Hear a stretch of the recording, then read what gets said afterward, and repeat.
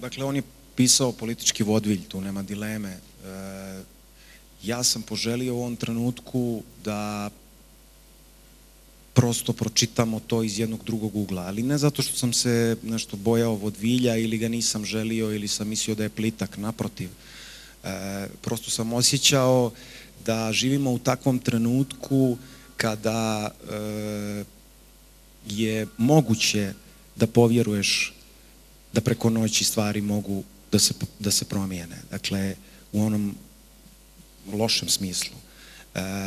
Kad to kažem, mislim na te neke instant stvari i to da je danas, za razliku od tog Erdmanovog vremena, vjerovatno i moguće postati preko noći neko glavni i u suštini je sve krenulo ne izbjegavanje vodvilja, nego učitavanje neke naše surove realnosti koja nas je dovela ovdje gdje nas je dovela.